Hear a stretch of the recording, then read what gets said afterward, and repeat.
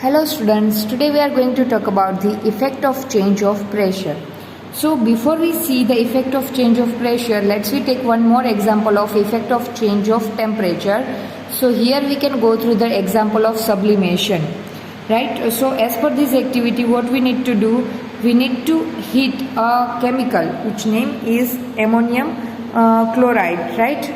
So once you are going to hit the ammonium chloride, what happen? It will shows the sublimation, because generally the ammonium chloride is in the solid form, right? So as you can see in the one china dish, we have taken the solid form of the ammonium chloride and we have inverted a glass funnel onto it, and its neck or its bottom part of the glass funnel we have covered up with the cotton plug, right? So once you start gradually heating this ammonium chloride, which is in a solid form, what happen? It will directly converted into its vapor without converting into liquid form, right? So that what called the sublimation, in which the substance, some of the substance will directly converted into its gaseous state without changing into the liquid state, and that what called the sublimation, right? So here the ammonium chloride will shows the sublimation, because if you are going to increase the temperature of the solid ammonium chloride, it will directly converted into its vapor,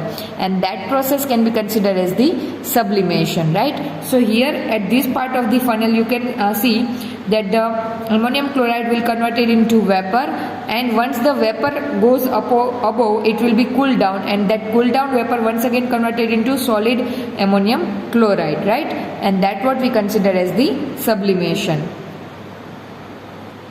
So now let's we talk about the effect of change of pressure. Just like a temperature, increasing or decreasing of the temperature will change the states of matter. Exactly same way, the pressure will also change the states of matter.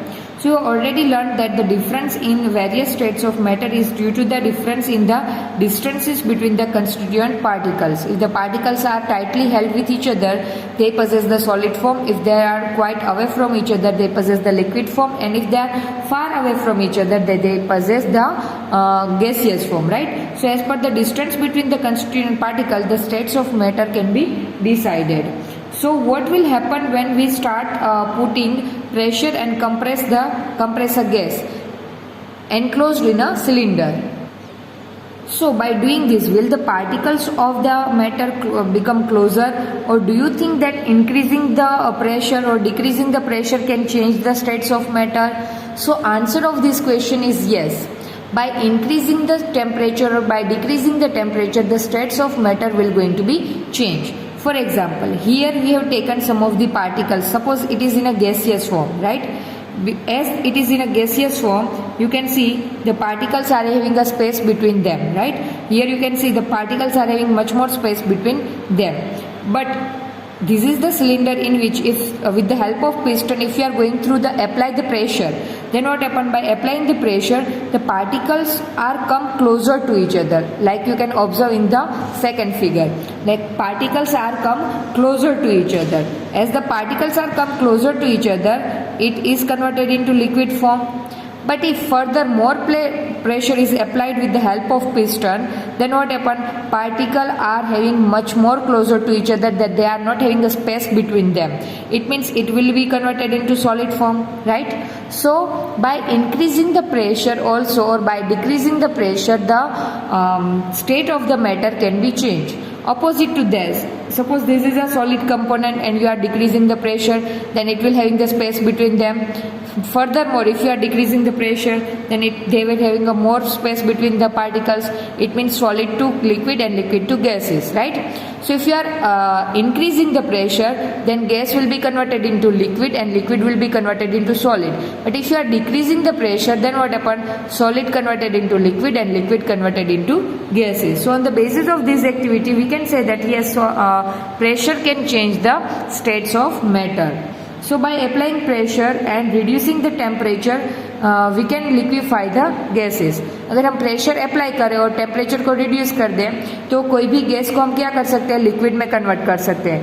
Exactly same way further अगर हम pressure apply करें और temperature reduce करें, तो liquid को हम further solid में convert कर सकते हैं, right? So for this, if you go through this triangle, then this triangle will help us to understand the concept clearly. be converted into liquid, and that what called the fusion. Exactly same way, solid can converted into liquid by increasing the temperature. Exactly same way, liquid can be converted into solid, which is considered as the solidification, by increasing the pressure and decreasing the temperature, right? Exactly same way, the gases can be converted into liquid by condensation. By cooling down the gases, it will be condensed and it can be converted into liquid form. Exactly same way, liquid can be converted into gases by increasing the temperature, that what we call vaporization. And here the solid can be directly converted into gases, that what called the sublimation. And exactly same way, the gas can be directly converted into solid, that what called deposition, right? So by understanding this triangle, we can able to understand the effect of temperature and effect of pressure on the change the states of matter.